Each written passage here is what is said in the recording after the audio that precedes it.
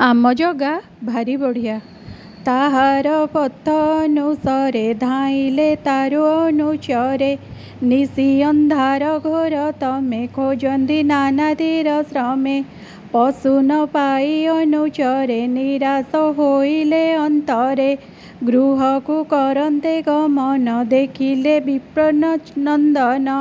ଏ ଅନନ୍ତରେ ନୃପମଣି ଜଡ଼ର ପ୍ରାୟ ଭାବ ଜାଣି। ବନ୍ଧନ କରି ତତ୍କ୍ଷଣେ ସ୍ୱାମୀର କର୍ମ ସମ୍ପାଦନେ।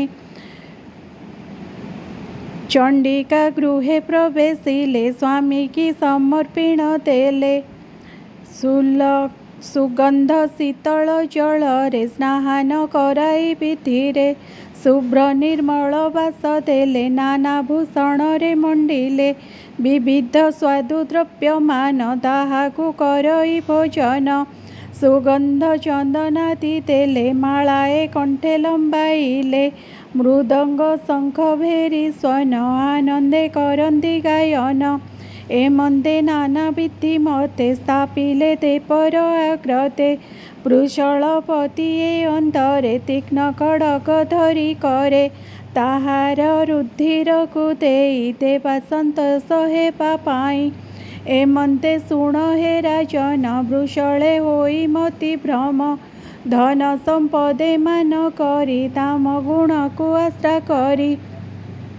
ଈଶ୍ୱର ଅଂଶକୁ ଯେ ଧରେ ହିଂସା କରନ୍ତି ସେ ତାହାରେ।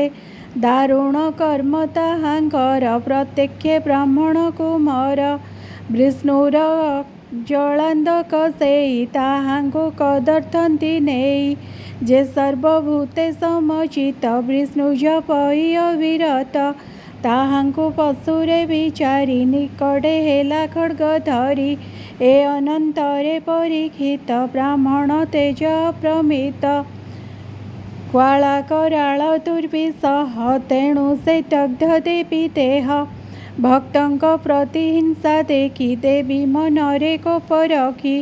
ପ୍ରତିମା ପରିତ୍ୟାଗ କଲେ ଭକ୍ତକୁ କୋଳରେ ଘେନିଲେ। ତକ୍ଷଣେ ଉଗ୍ରମୂର୍ତ୍ତି ହୋଇ ଉଠିଲେ ଅତି ରୋଷ ବହି। ସେ ଦେବୀ ଚଣ୍ଡୀ ଭଦ୍ରକାଳୀ ଅତ୍ୟନ୍ତ କୋପେ ପର୍ଜ୍ୱଳି। ଭ୍ରୁକୁଟି ଚକ୍ଷୁ ବକ୍ର ତାର ବଦନ ଦିଶେ ଭୟଙ୍କର। ଦନ୍ତ ଦିଶଇତା କରାଳ ଅରୁଣ ନୟନ ଯୁଗଳ। ଚଣ୍ଡାଟ୍ଟହାସ ଘୋର ସ୍ୱନ ପୂର୍ଣ୍ଣ ନୋହିଛି ଦେବୀ ମନ। ଧାଇଁଲେ ଅତି ଶୀଘ୍ରତରେ ପାପିଷ୍ଠମାନଙ୍କ ଉପରେ। ତାହାର ହସ୍ତୁ ଖଡ଼୍ଗ ଘେନି ଶୁଣ ହେ ନୃପ ଶିରୋମଣି। ଶାଣିତ ଆସି ତୀକ୍ଷ୍ଣ ଧାର ଛେଦିଲେ ତାହାଙ୍କର ଶିର। ପରମ ସନ୍ତୋଷକୁ ପାଇ ଆପଣା ଗଣ ସଙ୍ଗେ ଲଇ। ରୁଧିର ଶୁଦ୍ଧା କରି ସ୍ଥାନ କୋଳେ ହଇଲେ ମନ ଛନ୍ନ। ଦେବୀର ଯେତେ ପାରିଷଦ ଆନନ୍ଦେ କରି ଗୀତ ନାଦ। ମସ୍ତକ ମାନ ହସ୍ତେ ଧରି ହରଷେ ବୁଲନ୍ତି ବିହରି। ଶୁଣ ରାଜନ ସାବଧାନେ ସେ ଯେ ବୃଷଳ ପାପୀମାନେ। ସାଧୁଙ୍କୁ କରି ପରାଭବ ଆପଣେ ନାଶ କଲେ ସର୍ବ। ବିଷ୍ଣୁ ଭକତ ଯେତେ ନରେ ଦୟା ବହନ୍ତି ସର୍ବଠାରେ। ବଇର ହିଂସା ଦୂରେ ତେଜି ସେ ପାଦ ପଦ୍ମ ହୃଦେ ଭଜି। ପରମହଂସ ଭାଗବତ ତାହାଙ୍କୁ ରଖନ୍ତି ଅଚ୍ୟୁତ।